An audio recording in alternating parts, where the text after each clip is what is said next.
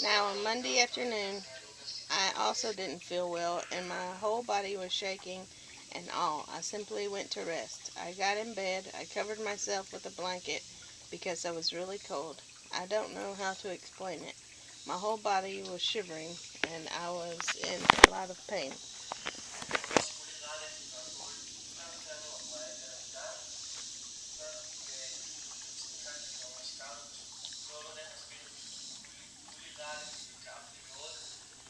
I simply felt like I suddenly left my body, and then I saw myself in the bed. I was simply 2 meters above my bed, and I didn't understand if that was me there, when who am I here, or who is the one above my bed, and I wasn't able to understand it.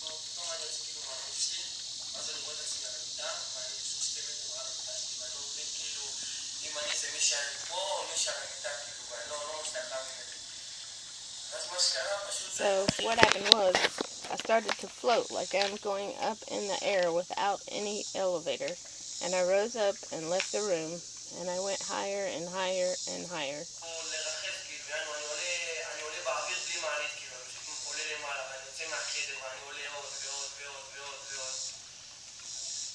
Should I keep telling the story? Yes, tell about how you saw planet Earth. And then what happened was I saw the Earth from a distance, and I continued to go higher and higher. And then what happened was, don't know how to explain it, suddenly, out of nowhere,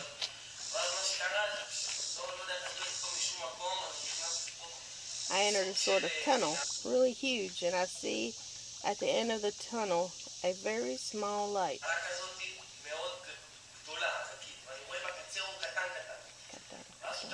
And it was like I was in a tunnel.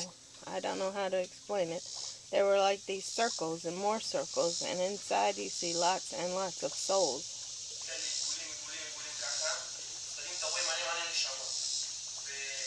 And then I simply started walking, and the light got bigger and bigger, and finally you reached that light.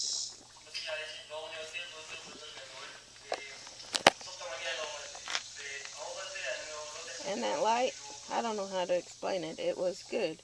You feel safe and loved. It's impossible to explain such a thing.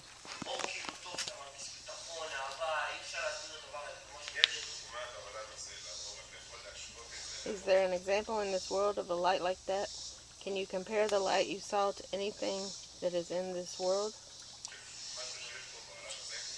No, it's impossible. You can't explain it. You can't explain it. I don't know. And it was like the light simply spoke with me. Like it didn't say words. It was like telepathy. You understand it's talking to you and asking you questions. And it was like, oh. It asked me if I wanted to die, if I wanted to. I understood that if I crossed the line of the light, then I wouldn't be able to go back. I understood.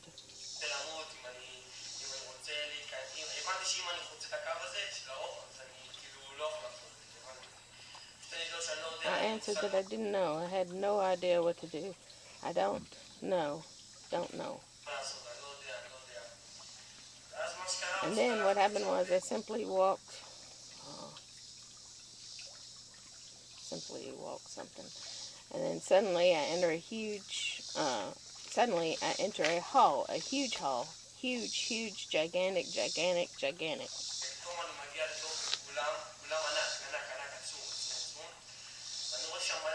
And see there lots and lots of people.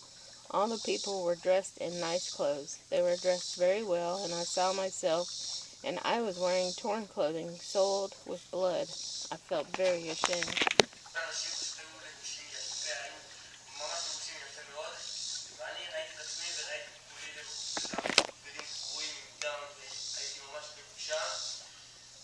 And all the people were there for me, and they were happy, and they applauded me and everything.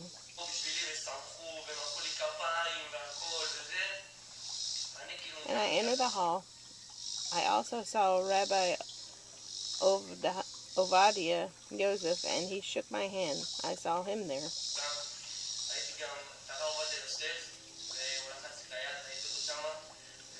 And I saw a lot of other people I know who died. Lots and lots of people.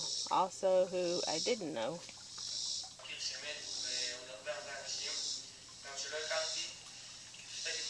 So I was in that big hall, and what happened to me was I simply went inside, and there was a very high stage.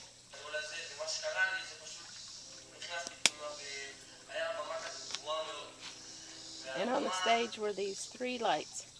There was a very high light, and that was the middle one. And on the right side was a small light, and on the left side, a small light.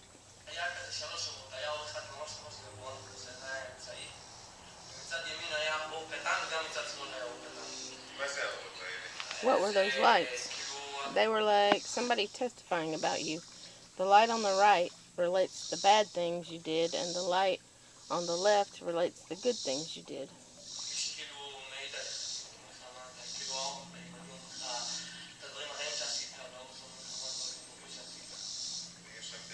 There was a court there? He said, yes. And do you know who was presiding over the court? If there were judges there, who were the judges?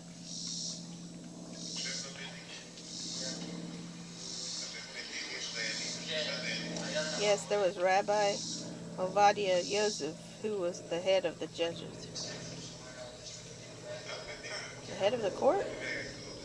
And who was with him? I think Rabbi Eliashiv. Rabbi Eliashiv was with him? Yes. Who else was there? I don't remember. That I don't remember. I really don't remember. When I try to remember, I can't. And then there was a good inclination and the bad inclination. Yes. There were the two small lights. On the right side, you have the bad inclination, and on the left, the good inclination.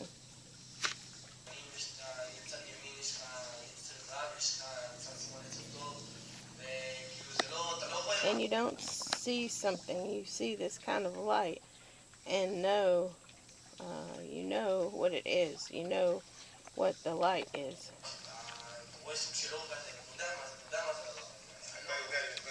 You know on your own without being told?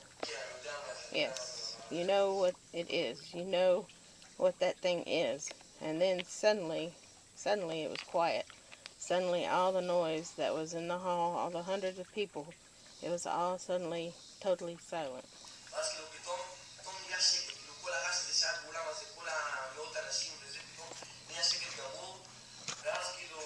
And then the bad light started to relate everything bad I had ever done in my life. Really, every single thing.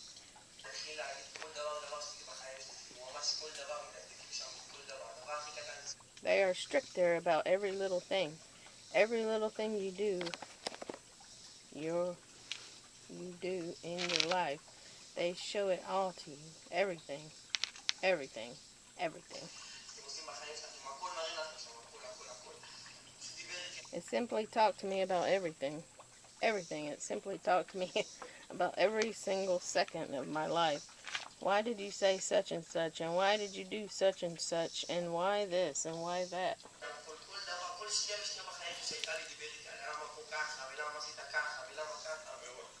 Transgressions. Yes. And when that was said to you, how did you feel? You feel ashamed. It's a huge embarrassment. Something that can't be explained. It's a huge embarrassment. Really, really embarrassing. I felt very ashamed.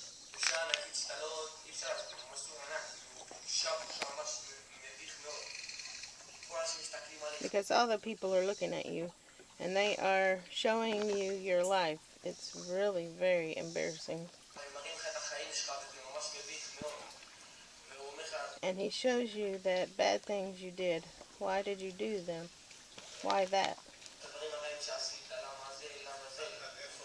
Until where do they show you?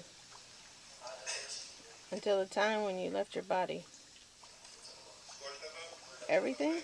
Everything. Your whole life? Every second. Even hand washing? Everything? Not only them mitzvot and transgression, they show you every single second of your life. What you did with it. Yes, exactly. So, he tells me all the bad things I did and everything. And then he finished speaking, and the good voice began, relating all the good things I did.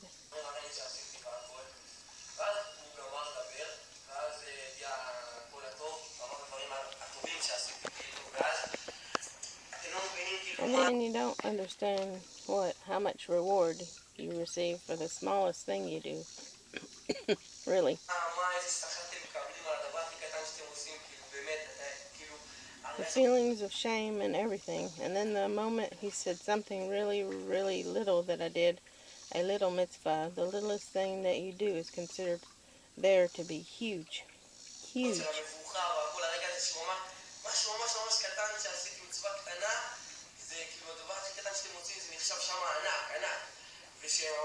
And when they said the littlest mitzvah I did, I felt like, wow, it's so great that I wore tzitzit that day. It's so great I did such and such. It's so great, so great.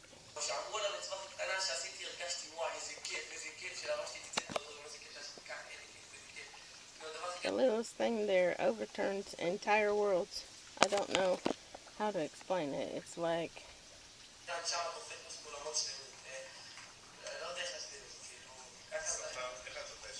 reward. How do you know there's a reward for that? You see that the moment there is a reward, they say to you, Tzaddik, Tzaddik. All the people cheer for you. Tzaddik, Tzaddik. Means you're holy, you're holy. And there is that light that I saw there in the beginning, that I saw there. The bigger the light is, you understand that the reward you have coming to you is bigger. The stronger the light gets.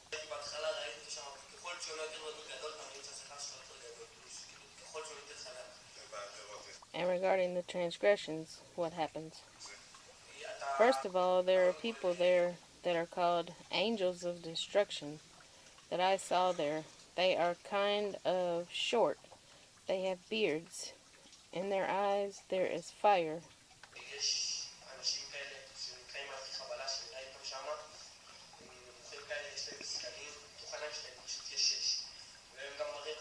And they show you the transgressions you did. Everything. Every time they mention a transgression, they show you fire. And everyone shouts at you, Rasha, Rasha, Rasha. Means evil, evil, evil. Just like when you did something good, they shout Tzaddik, Tzaddik. So they shout Rasha, Rasha about everything. It's very embarrassing. It's both good and bad. I don't know how to explain it.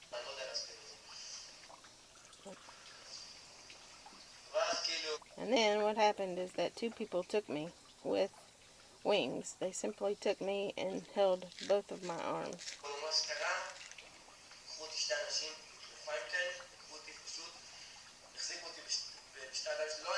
I didn't really have arms. I saw everything. I saw something in front and in back. I looked. Can you see in front and in back and also on the sides? Yes, also on the sides. At that moment, you can see everything around. Yes, I could sense everything happening to my body at the moment and what was happening in the world. I could sense everything that was happening in the world. I knew everything.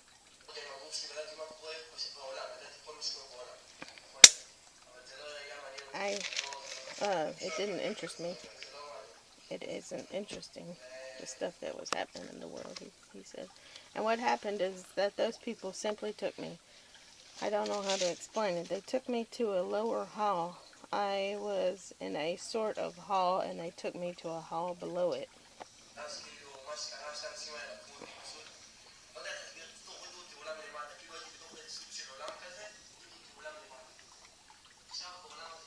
Now, in that hall where I was, it was a place called Lower Gan Eden, which means Lower Garden of Eden. They took me there.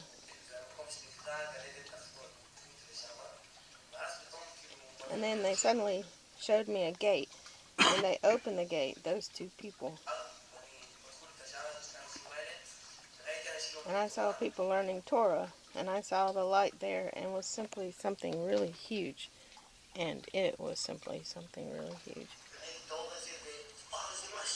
Learning Torah. Really beautiful. The light I saw in the beginning was nothing compared to that light. Nothing, nothing at all.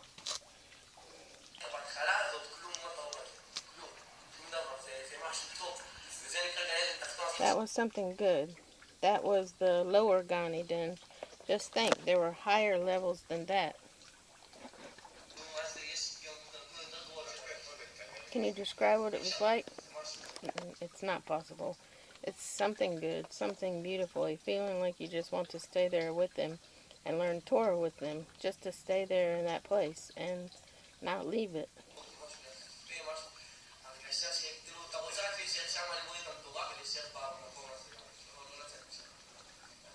What do you see? What do you hear? What do you smell? You smell a good smell, simply a good smell, just like there are good smells here. But it just can't be described in this world. What that good smell is, you smell.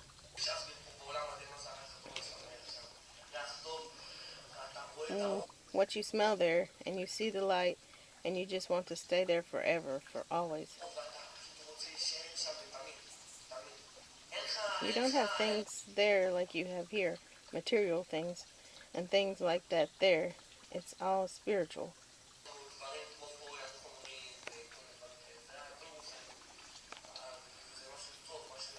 And it's something good, something beautiful. It's a feeling. Every feeling is a good and wonderful feeling. And you understand that's only the entrance to Gan Eden? I felt that it was only the entrance, yes. There was also the inside, and there were also higher levels.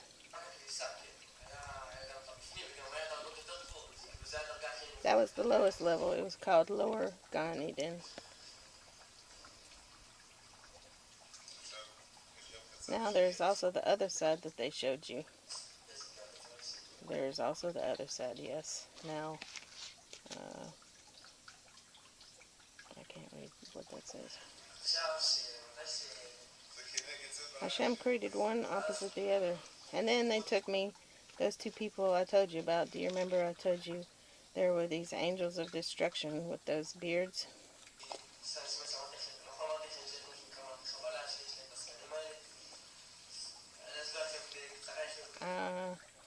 I'll explain to you briefly how they look. First of all, they are dressed all in black. They have long, long, long beards. Inside their eyes there is fire.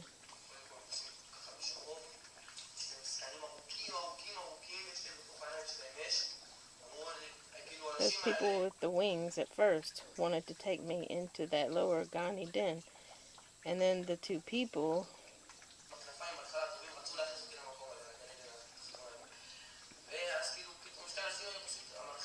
those angels of destruction, said, "No, not so fast. You can't, just like you got here. We want to take you somewhere else."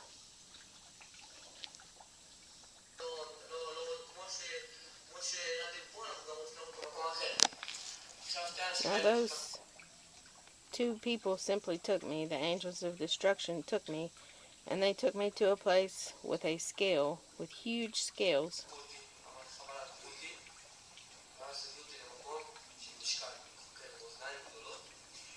They showed me my transgressions and my mitzvot. Every single thing, like I told you before, the smallest mitzvot there overturns the entire world.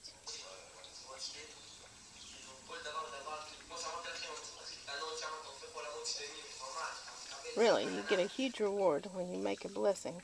It's something really, really, really gigantic, something really huge.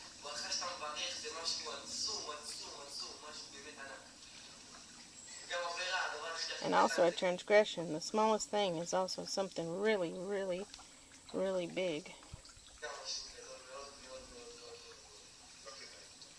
And it's not worth it. No, it's not worth it, not at all. Little ones? Yes, the little ones. The smallest that there is really huge. And then they put my mitzvot on the scale like this, and it was huge.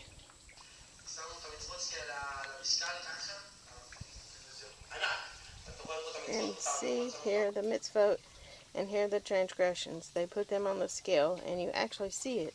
Here are the mitzvot, and here are the transgressions.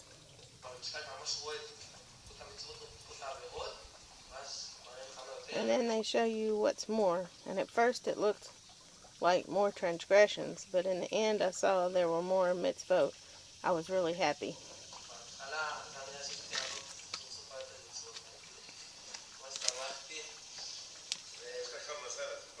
You were lucky because you were less than 20 years old. Yes, and afterwards they also told me if you are up here more than 3 hours, you can't go back down.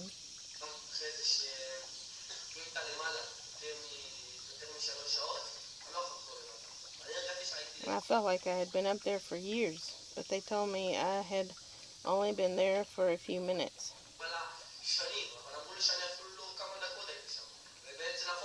And that was actually right. After I went back down, the whole thing was only 15 minutes. And they told me up there that after 3 hours you can't go back down. Tell them a little bit about the Gehenna. Gehenna? Okay. Okay. Now in the beginning I told you I went higher and higher and higher. And the whole time I was there in that world, I saw thousands of other things that I can't explain to you. I saw millions of things I can't explain at all.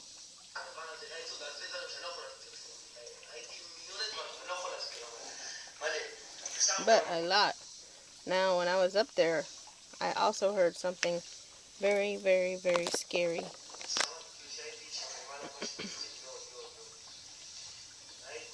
I saw that as I heard, and I also saw when I went up,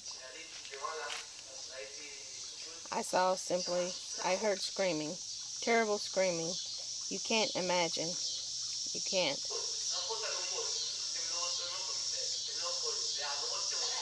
And the transgressions that you do, those transgressions end up there, and you'll go there. Those transgressions, it isn't worth it, believe me.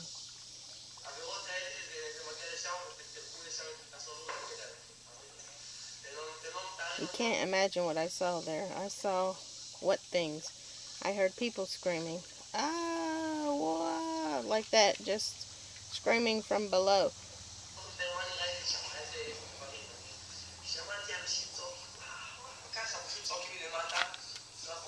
Powerful screams. And what you think, what I felt at that moment is that in Gehenna there are several places.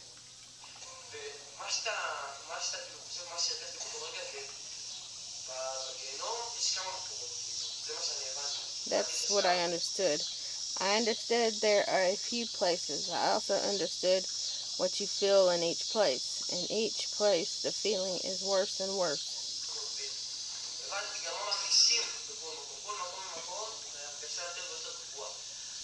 Now you feel what it feels like in each and every place, and it's very frightening because every place there is very scary.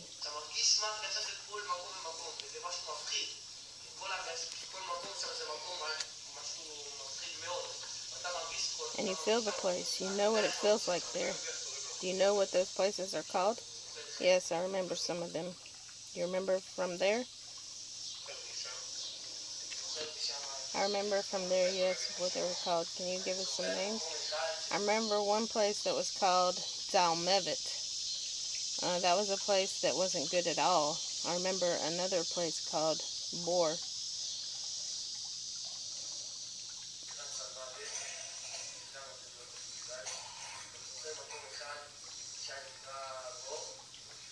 I just saw rooms and rooms like classrooms, and from those rooms, fire shot out. Fire simply shot out. I don't know how to explain it. Something scary. When he said Salmavet, Mavet was one of the names of the places that means the shadow of death. Bor, I can't remember what Bor. I don't know how to explain it in words. I don't know. He says, scary. Yes, very, very scary. And all those names you know from when you were there. I know that from when I was there. I know it alone. I know it alone. And I also knew which people were there. And I knew how much time there they were there. And I knew what those places felt like.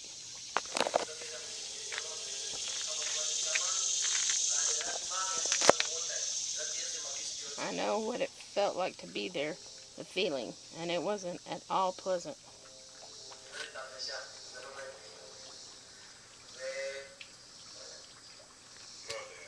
What else was there?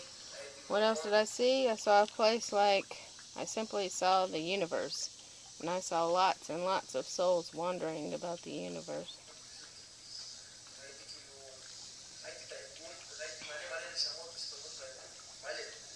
Lots of souls wandering around the universe.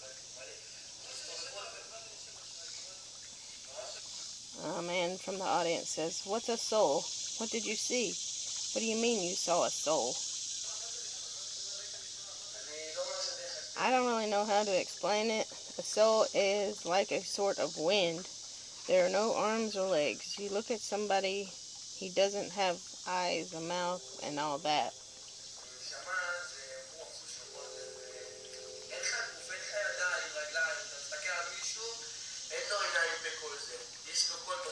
He has a voice. You know who the person is, and you can talk to him. You don't see a body, a person, a face.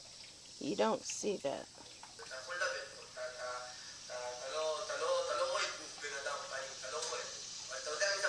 But you know who that person is. You know who he is, and you can talk to him, and you can hear his voice, and you know everything about him.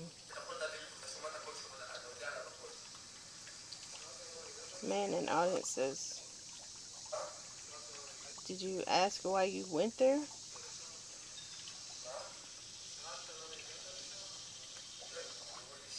Yes, they tell me first of all that every little thing you get in life, every little bump, the smallest injury, it's all from heaven.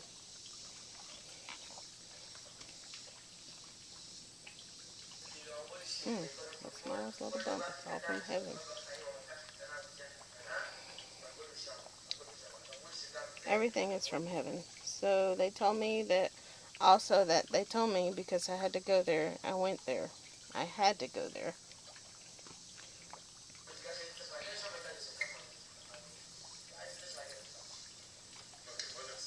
Rabbi says, "Okay, let's get back to that tour. Let's call it a tour. After they showed you that there is Gan Eden, and after they showed you there is Gehenna, a huge reward for mitzvot,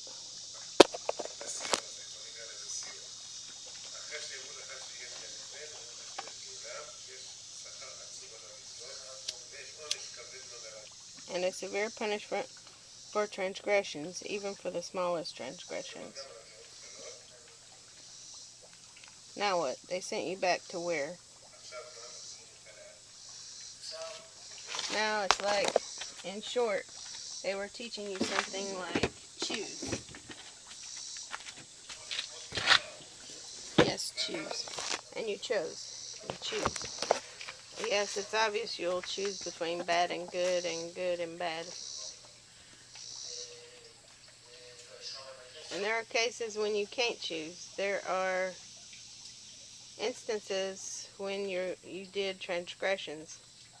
They finished all the... But everyone in this world has a choice.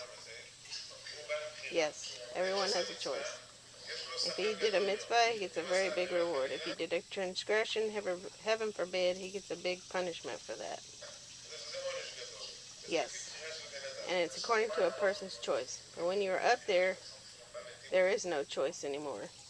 In death we are free. For once a man dies, he is free of his mitzvah. What you did, you did. And you can no longer fix anything. And then let me explain to you what I saw after that. They asked me if I wanted to stay there or not.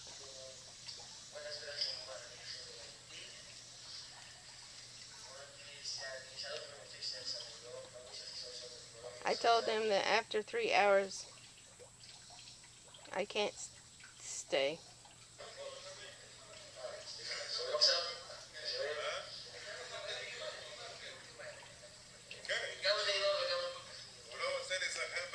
He doesn't want to remember the good thing. The things that weren't so good, it says. Yes, I did want to remember. And then, Rabbi says he decided that he is repenting, making teshuvah, and he knows that after 120 years, when he goes back, he will go to Gan Eden. Yes. Tell them, can you tell them a little about how you were shouted at?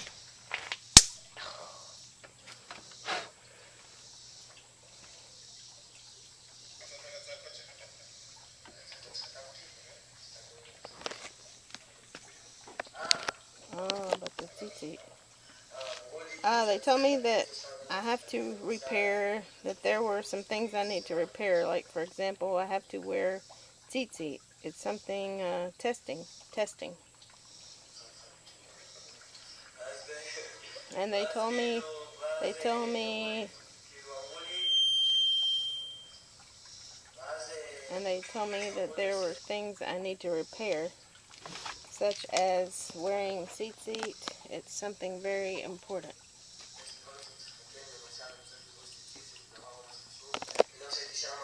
When I was there, I also understood how important that is. I understood how much tzitzit is something huge, and it really brings a huge reward. I am telling you, the blessing you make is a huge reward. Gigantic. You turn worlds over there, so tzitzit is, wow, like huge.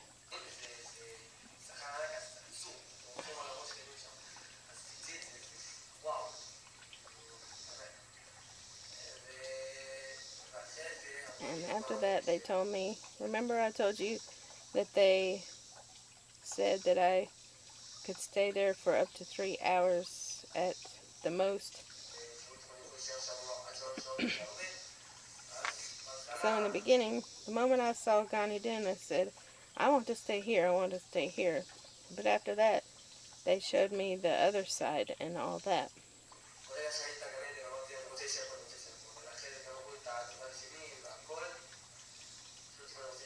They asked me if I wanted to stay. I said I would prefer to go back down. Why? Because I felt that I could, that if I went back down, I could do more transgressions, more mitzvot, earn more reward, more of everything.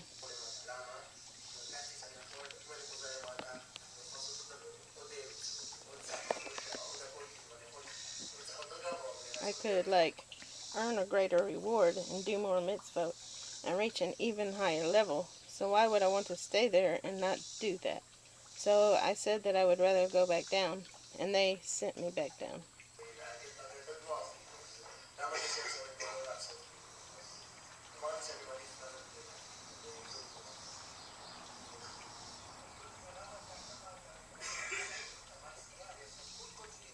This man from the audience asked him why they let him go up there. And he says, yes, that's what they told me. They said I had a merit, that I got there, that I didn't get there randomly. That's what they told me.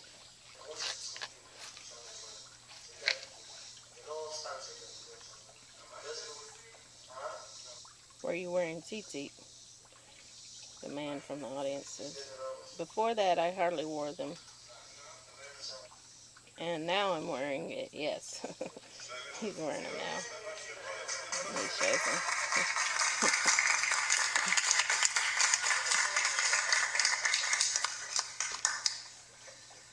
So are you listening? So after that, when I decided I wanted to go down, I saw something a million times more frightening than everything else I had seen. Everything.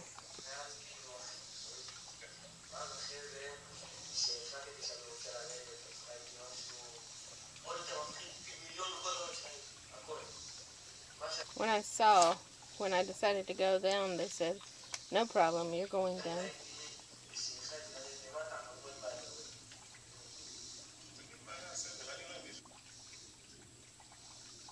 Tell us what the process was. I wasn't there, says the rabbi. Okay, so simply what I saw. At first I didn't understand who he was. I didn't understand what that thing was.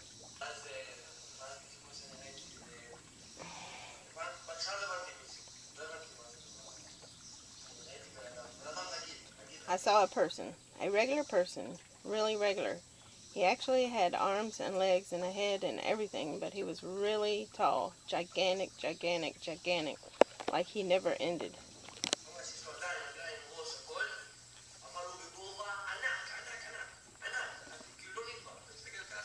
You look up like this, like he tilts his head up, and you can't see the end of him. What did he look like? The rabbi says. He was all eyes, all eyes. And fire came out of his eyes. It was really scary. Scary. And you feel like you can't run away from him. You can't escape from him no matter what. You can't. He's with you everywhere. He doesn't leave you, seriously.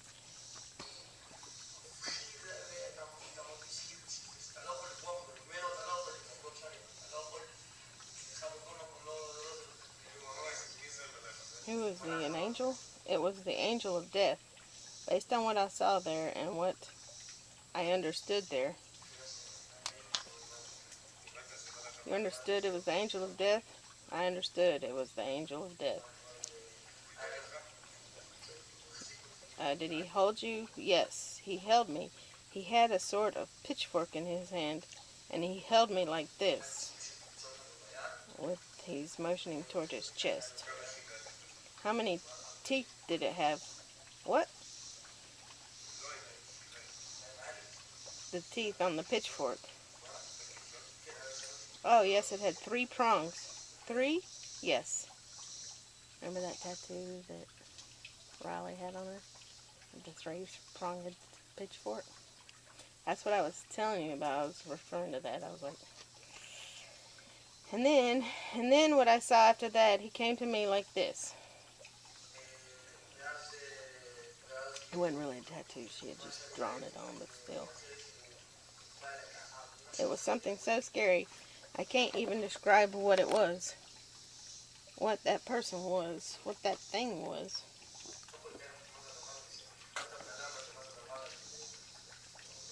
It was really scary, and he simply held me like this on his chest with his sword, with that pitchfork.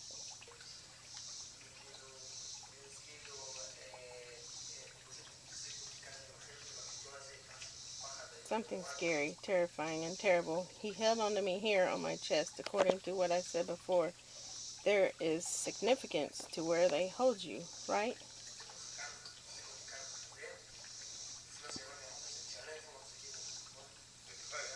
And what he told you, he told me on my chest here. And what did he say to you? He said to me, do a lot of mitzvot. Why? In the end, you pay. Even if you don't do anything, you will pay in the end. He told me that what I had seen there was nothing, and he spoke to me in a frightening voice. What voice did he have? A pleasant voice? Frightening? No. Not pleasant at all. What? Really loud. Something like... Really loud.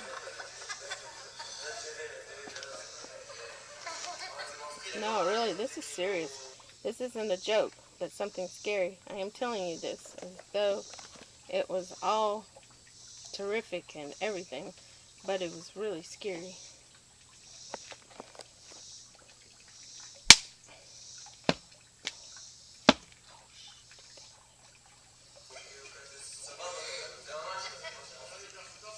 He's trying to make out of this. Now can you tell me how much time you were there? How many days, nights? The man in the audience asked. 15 minutes. How long? 15 minutes, all those stories? Rabbi says, yes, gentlemen, that is what I said in the beginning. It's hard to understand, but what we can acquire in years of learning, there you can understand everything in 1 minute.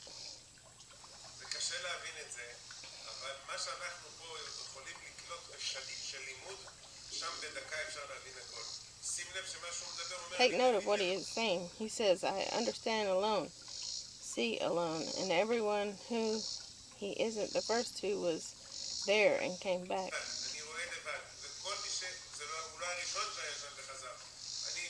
I personally know many more like him. They all relate the same thing, a huge amount of information in a second.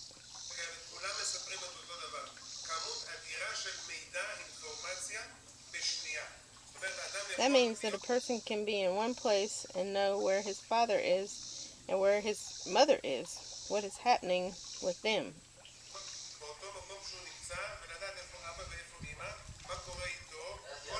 I knew everything.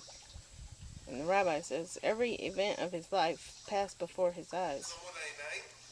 And it's simply the world of truth. In the world of truth, everything is revealed. There is nothing hidden. The soul can receive. There is no limit to what it can receive.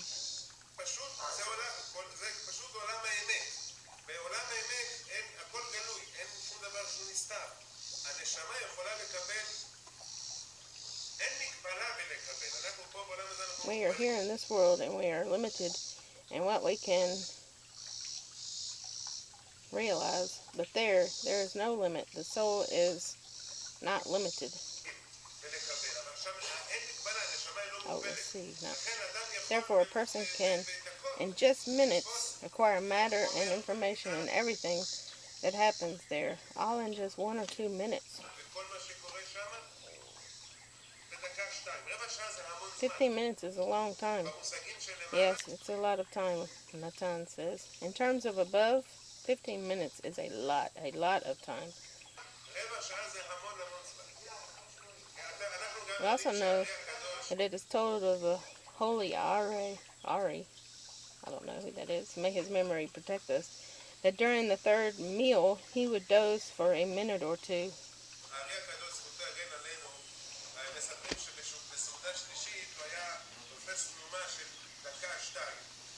When he was asked, our rabbi, where were you? He said, I was above.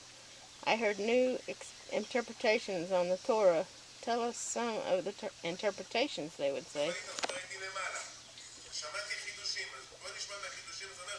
And then he would say, only if you have 70 years to spend for me to explain those 2 minutes.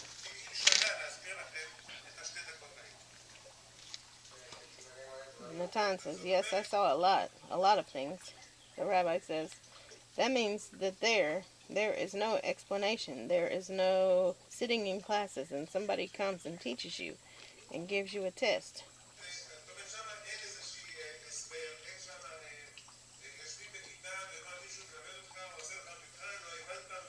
And if you don't understand, you take a retest. But that doesn't happen there. It's simply you get there and you know the truth alone, instantly. A man in the audience says, is there time there or is there no time? The rabbi says, there is no time. It is a dimension beyond time.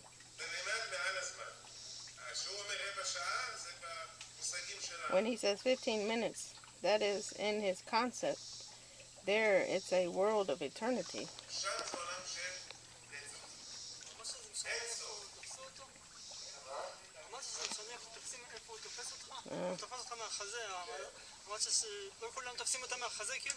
The guy says, why did they hold you by the chest, basically?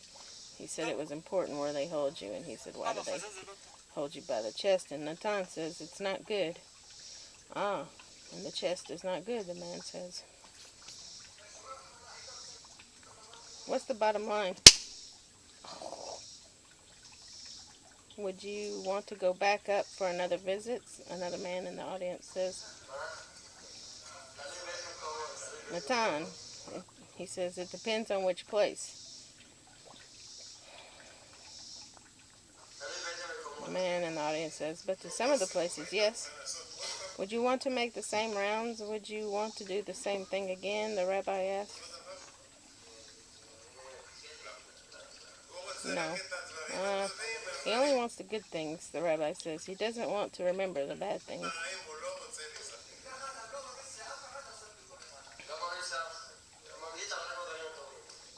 A man in the audience says, would you advise someone else going up there? And Natan says, I wouldn't advise anybody. I would advise it, but only the good things. The rabbi says he advises us to learn Torah, fulfill mitzvot. The reward is great, and in that way, man won't suffer there above.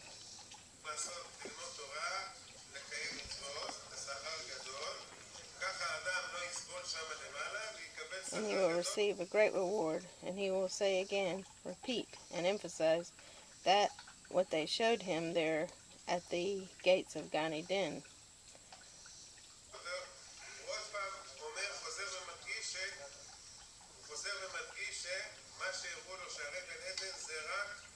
That was only, Natan says, the beginning. Only the beginning, the lowest level, Gan Eden. Now you say that you are a soul there. In the form of a soul there, you understand things automatically. He's talking to the audience. No, he's talking to Natan. You have no questions. Everything is clear to you, and you know. You simply arrive at a place, and you already know what and who.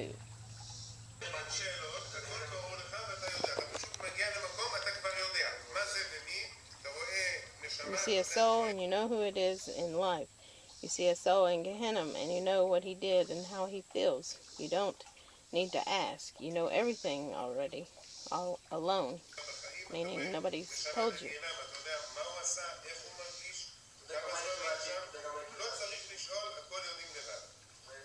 I also know, oh, I missed that one. The rabbi said, let's go to that hour when they open Gan Eden.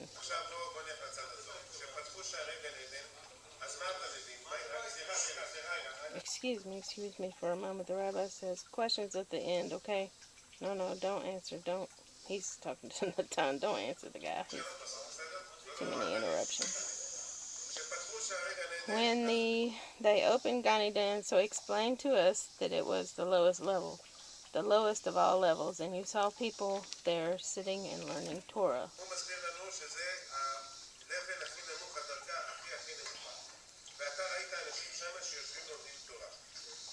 Yes.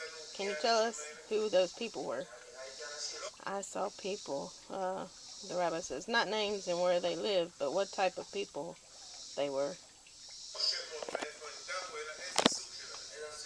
What kind of people they were. They weren't Avrahim or anything like that. They were simply people who set aside times for their Torah.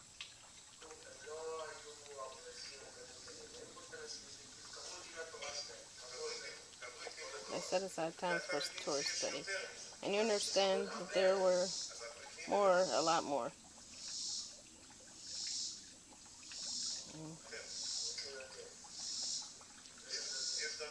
There are higher levels? Yes, higher. And what do you think the highest level is? The throne of glory, Natan says. And who reaches that level? Anyone who repents. The rabbi says, anyone who repents? Yes, but not from fear of punishment, but from fear of transgressing, from fear of heaven. That's how I understood it.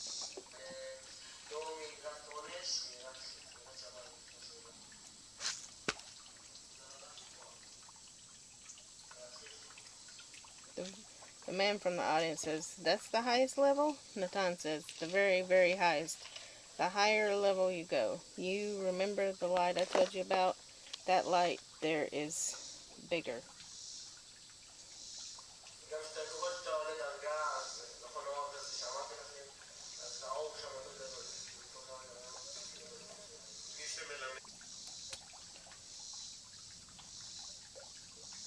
Who teaches the others, the rabbi says. Wow, wow. He says, I am telling you that a blessing is huge. Oh, wow. He says.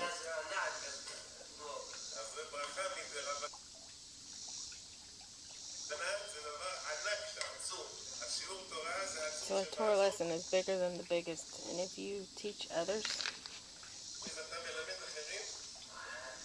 wow, he says, that's a good, wonderful. Now wait a second, just a second. I want to go back. We want to go back to that point. We want to go back to that point.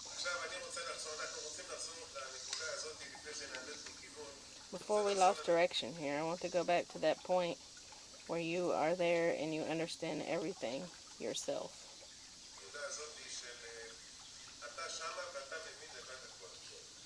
Yes. So they showed you the two ways that there is here and there. But the audience sitting here more or less knows all of that.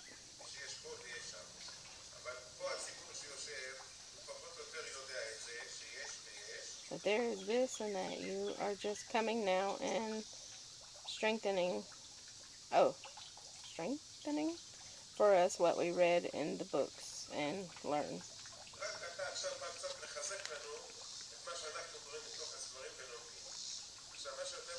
Now, what is more interesting for us, I want to ask you questions about the Mashiach. Natan says, oh, great.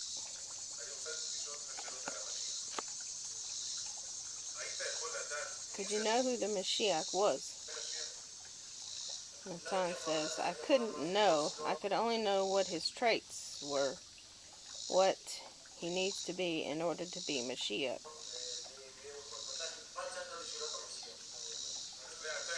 And can you tell me if he is here or there? He is here. He must be here. It can't be that the Mashiach is somebody dead. That can't be. That can't be. It has to be somebody who is here, who people know. But when he becomes the Mashiach, everybody will be surprised.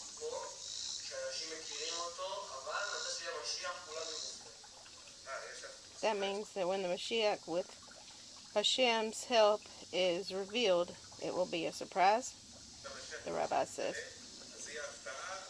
A huge surprise.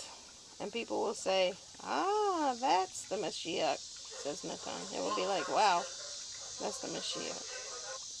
What is the Mashiach? Oh, Mashiach means Messiah. Good. Now I want to go back to something else. You say that you could know what was going to happen in the world. When you were there, what did you understand was going to happen?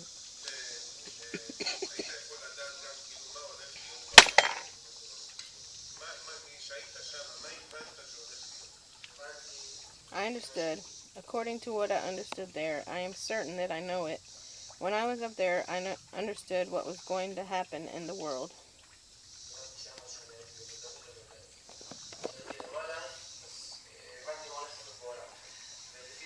And according to what I understood, what I told you about Messiah and everything, I also understood that the Geula and the revelation of Messiah is going to happen very soon. What's the Geula?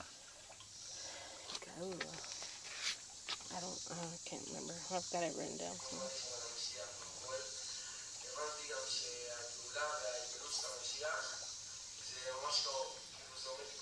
It's like it's going to happen in the very near future. It's imminent. It's like imminent. The Geula is really coming. Now tell me, when you were there, the rabbi says, there was no concept of time. How can you estimate there the concept of time? What is imminent? Is it 20 years, 2 years, a month?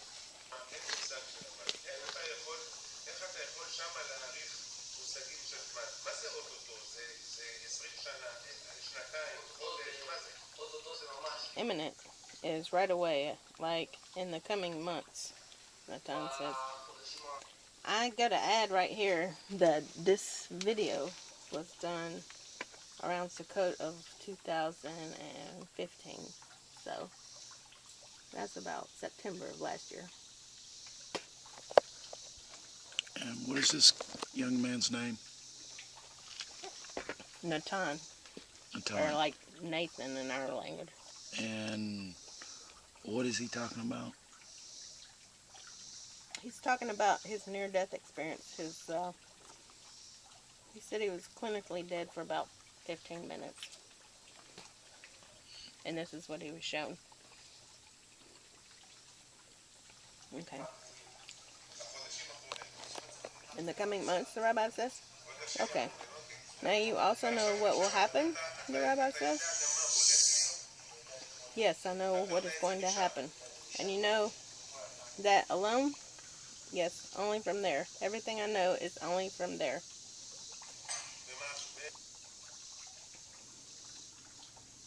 And where are we holding right now?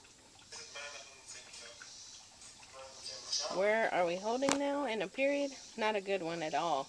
At all. Like, I can tell you that the redemption is very close to here.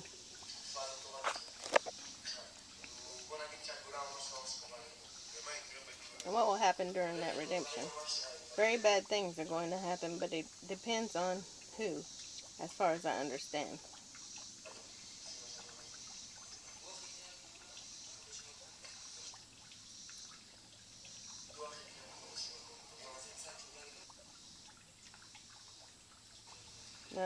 People from the audience are asking him questions. The bad things, Rabbi says, but the redemption will arrive. The time, but the redemption will arrive. They were asking him if it was possible if maybe the redemption didn't happen.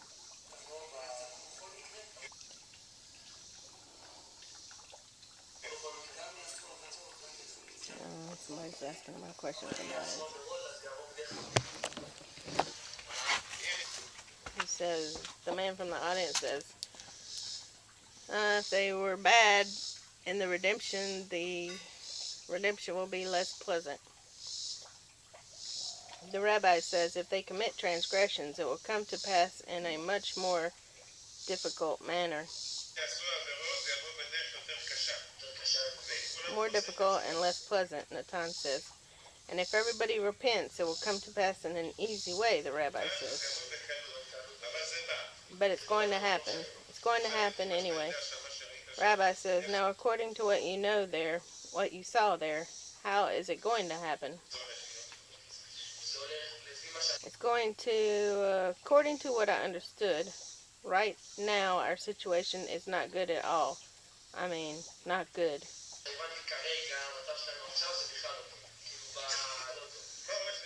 What's going to happen?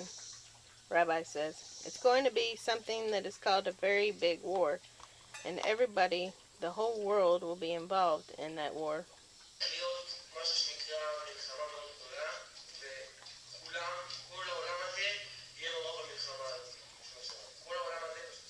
According to what I understood, the whole world will simply be involved in that war. Everybody, all the goyim, which is like all the nations, all the Arabs, everybody will come against the nation of Israel and will fight in that war.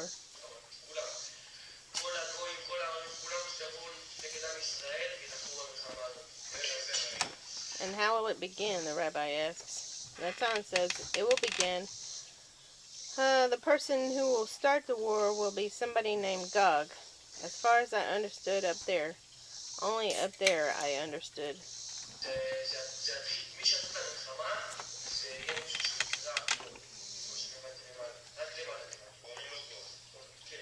He is called Gog?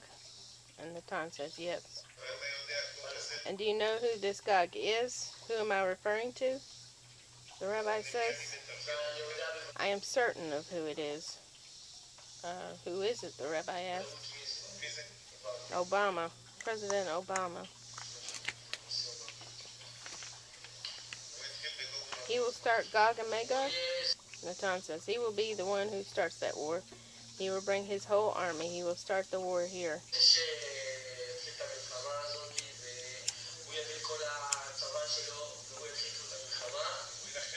Rabbi says, and he'll fight against us? And Natan says, yes. At first, everyone will simply want the nation of Israel. Jerusalem, Israel. Everyone will want it.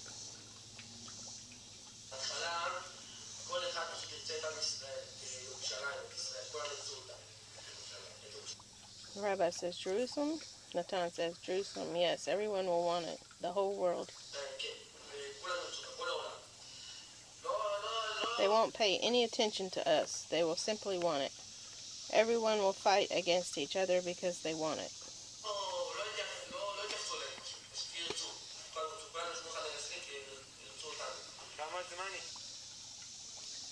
A man from the audience says, "How long will it take?" Natan says, "Not long at all." Natan says, all of the bad things will take 2 weeks.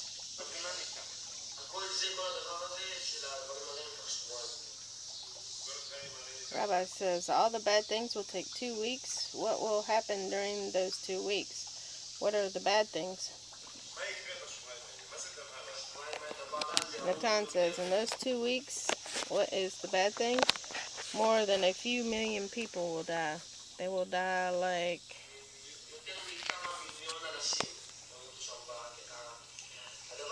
The only thing that saves them, what I understood, is only if they repent. If a person learns Torah and performs acts of kindness, that's what will save him from this thing.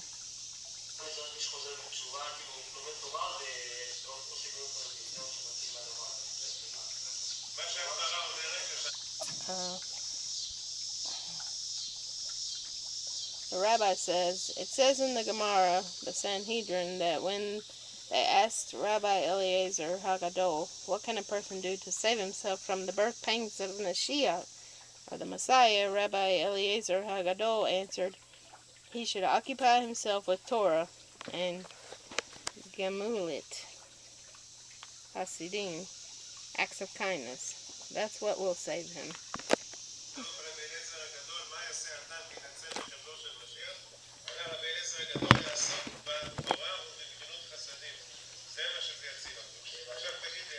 Now tell me, what is this? What kind of war is this? A spiritual war? No. He says, Rabbi says, a war of soldiers against soldiers? What is it? Partially, Natan says. At first it will be a war between soldiers. The whole world will simply come. Simply at first, all the Goyim, which are the nations, will battle each other and will want Israel.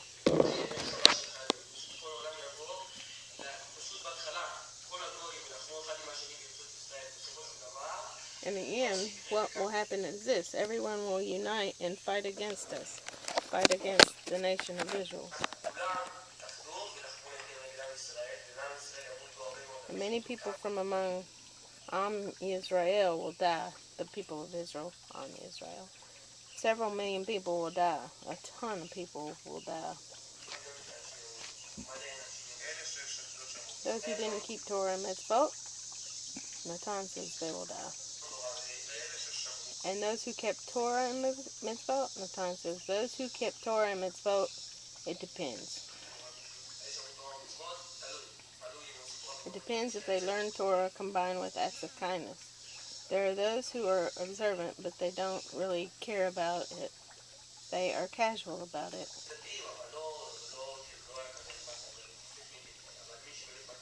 But if someone is really strict and studies Torah and does acts of kindness, he will be saved.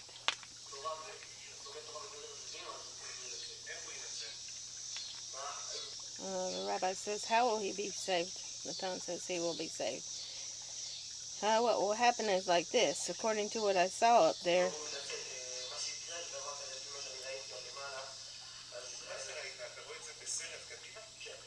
the rabbi cuts in and says, what do you mean? Do you see it like a movie? Natan says, yes, I see it like a movie of the future. I see it in a movie of the future.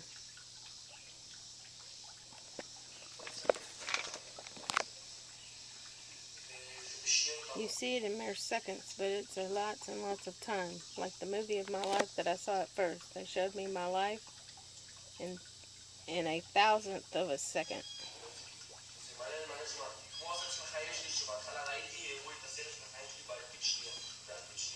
Like in a thousandth of a second, they showed it to me, and I saw every single second of my life. When I was a baby, when I was a little boy, I saw it all.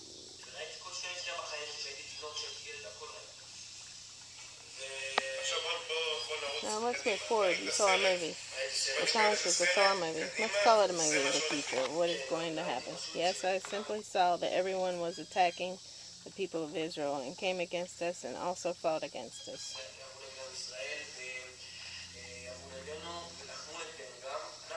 We, the IDF that is, will manage to keep them at bay for 2 days, according to what I saw. And then everyone will simply kill us, and we won't have anyone to rely on but the Holy One, blessed be He. And then what will happen is, suddenly,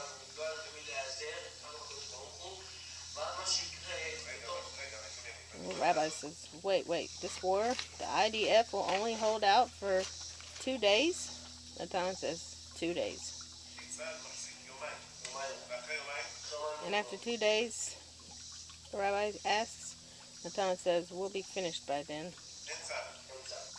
The rabbi says, no IDF? Natan, no IDF.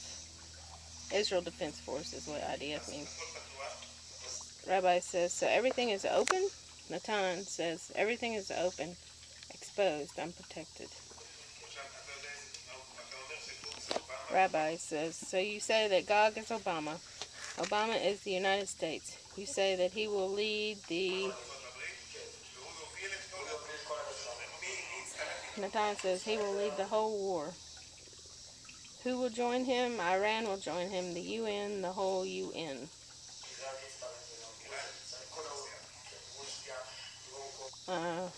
Rabbi asked, Russia? Natan, yes, Russia, South Korea, the whole UN, really. Everyone. All 70 nations will rise against us. 70.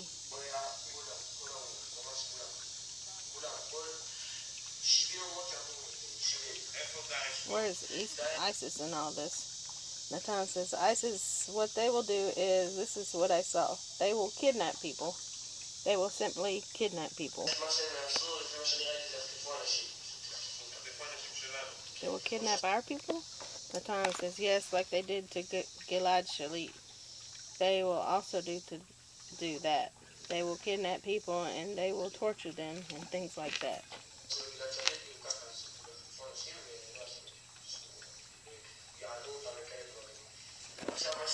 Now, what I also saw is that the Mount of Olives next to Jerusalem,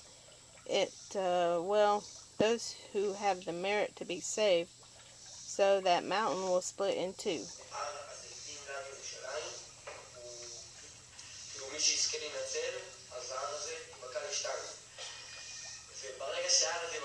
And the moment that the mountain splits into two, in that second, the Messiah will be revealed to everyone, meaning before everyone.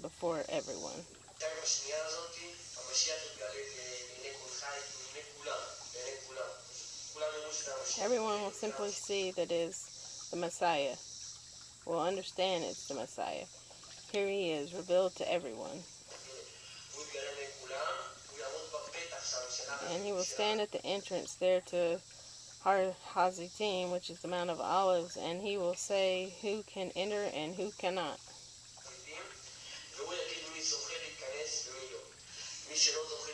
Anyone who doesn't have the merit to enter will stay outside and die, and anyone who has the merit to enter will be saved.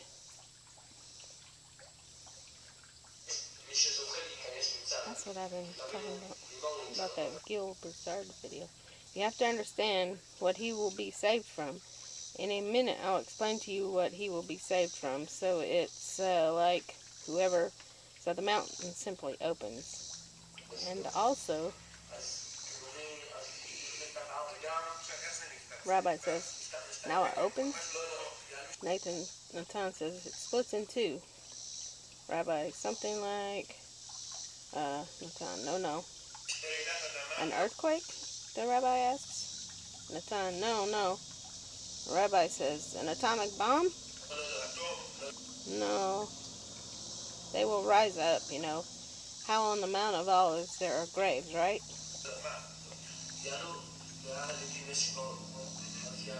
So 2 of the dead people will arise. 2 dead people will come back to life. One from here and one from there. And it will split in 2. That's how it will happen.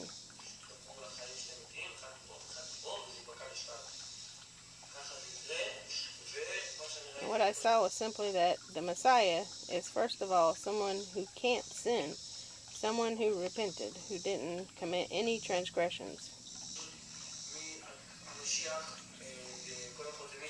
And the rabbi doesn't understand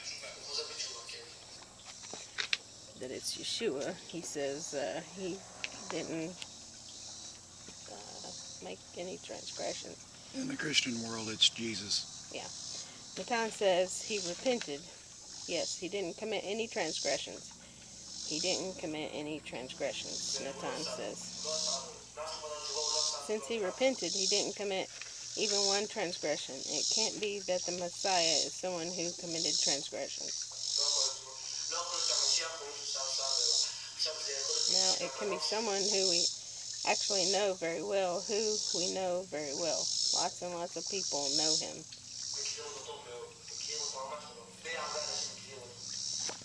According to what I understood. But everyone will be very, very surprised that he is, of all people, the Messiah.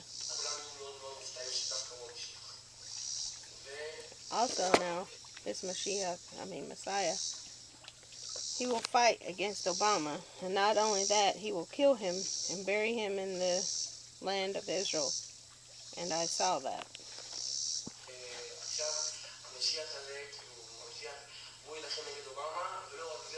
And I saw that. ... The man in the audience says, he will be buried in the land of Israel? Natan says, yes, he will be buried in the land of Israel. I also saw that the moment that the Mount of Olives splits into 2, then the Messiah will stand at the entrance, but he won't see who is religious, who has a beard, and who a person is.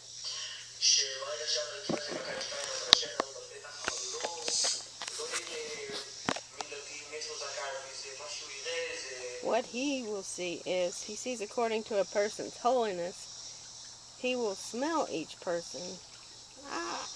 That's the second time I've heard somebody say that. He will smell if someone has holiness, if he is pure, if he did mitzvot, if he performed acts of kindness. Gil says that he will smell.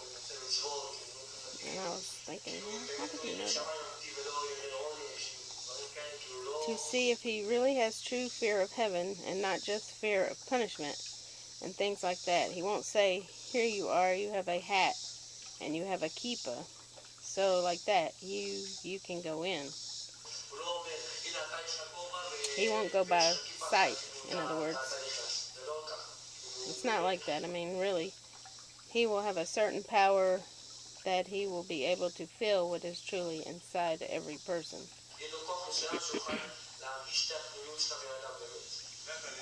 Rabbi says, Natan, I ask you once again, you know all of this from there? Natan says, I know all of this from there.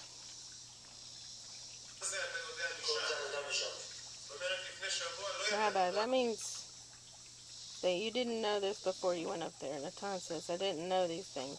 I didn't know. I had no idea.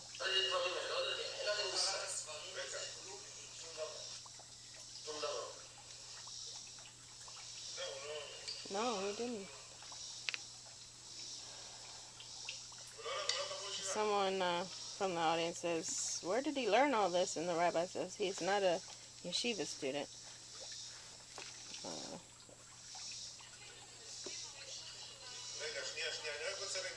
Rabbi says, wait one second. I just want to say something here. Look at what he is saying. And look, he says that Gog is Obama.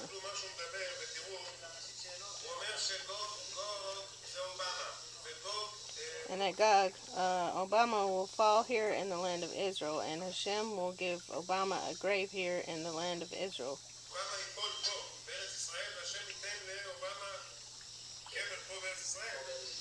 here in the land of Israel. So, Yeheziel, the prophet, says, Ezekiel, on that day I will give Gog a burial place in Israel, is what it says in Ezekiel. Natan, that's exactly what they said to me. Exactly. Rabbi says, Ezekiel. Natan, exactly the same thing. Rabbi, and you say that the Mount of Olives will split? Natan says, the Mount of Olives will split in two. The rabbi says. So Zechariah the prophet says that yes, and the Lord shall go forth and wage war with those nations, and on that day his feet shall stand on the Mount of Olives, which is before Jerusalem from the east, and the Mount of Olives shall split in the midst thereof toward the east and toward the west, a very great valley, and half the mountain shall move to the north, and half of it to the south. He's reading from Zechariah. I don't think he's reading. I think he's reading now from Zechariah, saying that Natan is saying the same thing that these prophets are saying, but he didn't know this before he went up to the heavens. I mean, he was told all this up there, where the rabbi knows that it's actually written in the scriptures. You know? So it's like a witness. And Natan says, is that really what is written? And the rabbi says, yes, Zechariah the prophet. And Natan says, that's exactly what I saw. And the rabbi says, Zechariah the prophet, he was a long time ago. Natan says, that is exactly what will happen if things continue as they are, like if the world keeps on like this. That is exactly what will happen for certain.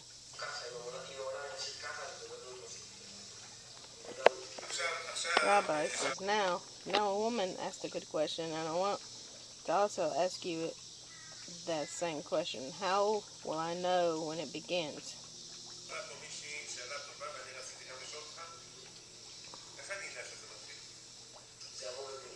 Natan says, it will start with a boom. First of all, it has already started. It has started? Natan says, as far as I could see, it has started. It started on the 27th of Elul, which was September 11th, 2015. It has started already.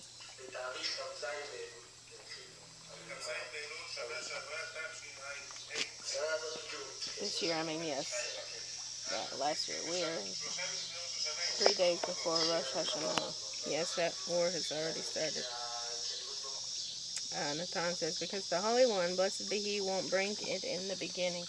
What will happen? It will be on a certain day that it will simply erupt.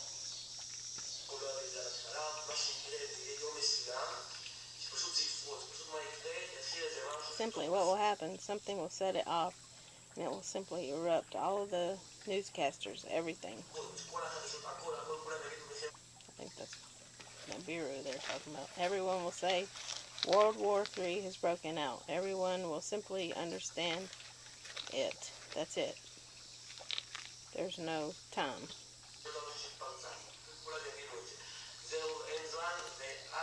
And then it will start, and everyone will understand that Hashem is behind it all.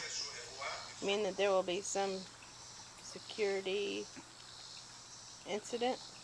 The rabbi asks. Natan says yes. The rabbi says, and due to that, everything will go out of control? He says yes. Rabbi, everyone will start fighting. And in the beginning they will fight against each other? Natan says yes. And us? We will be outside of it, and afterwards everyone will unite and come against us. They will unite and come against us.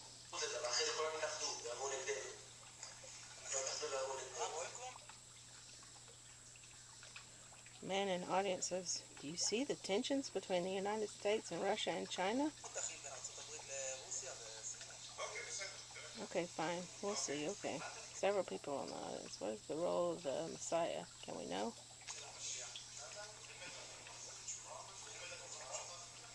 Is he someone who is the one who brings Jews back to religious observance or something like that? Does he have a job Do we all know him? We're kind of getting off track here with people from the audience. Natan says, it's like he doesn't know he is the Messiah. Man from the audience says, what?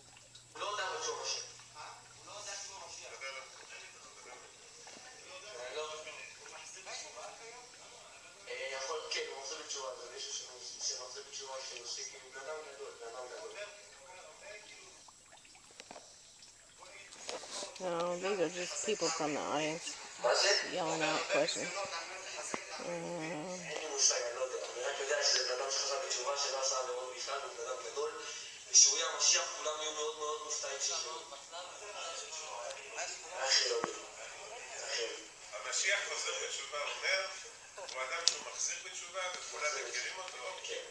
Hold on.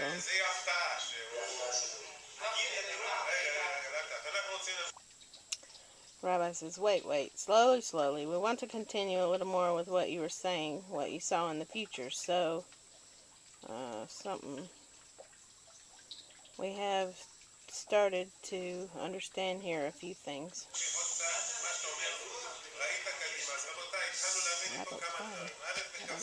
First of all, it started on the 27th of Elul, which is September 11th. Person in the audience, Gog and Magog. He said, yeah, Gog and Magog. World War III. It seems to be a small dose until some event occurs that will cause an all-out world war to start. That will be the final sign. At first, we will not be involved in the war.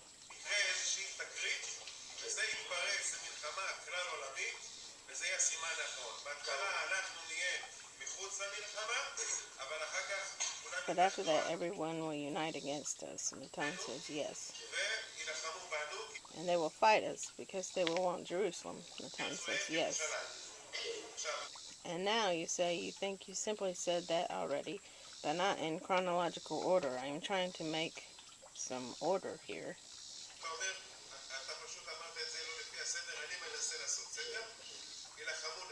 They'll fight against us, and the army will hold out for 2 days. Natan says yes, 2 days, that's all. And after that, no army. And then they come in. Natan says they come in. They kidnap people. Natan, they kidnap people. They kill them.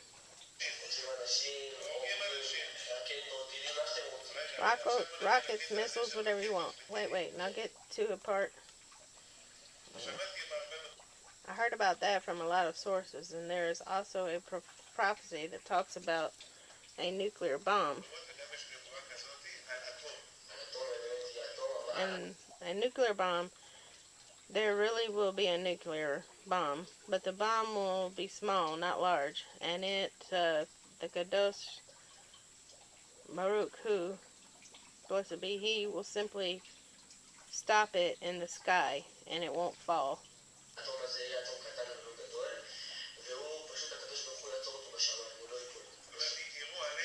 You mean to say they will shoot a nuclear bomb at us, and Hashem will freeze it in the sky?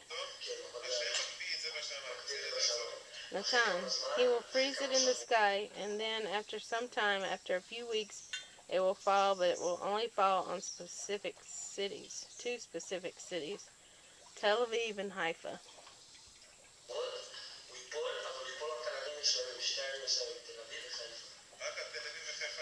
The nuclear bomb will only fall on those 2 cities?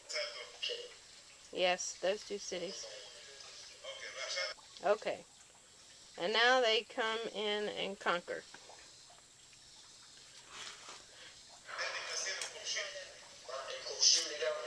They totally conquer, really conquer everything. And they get as far as the rabbi asks. They actually get all the way into Jerusalem. To Jerusalem? Natan says, but Jerusalem will be a refuge, like whoever wants to be saved only in Jerusalem.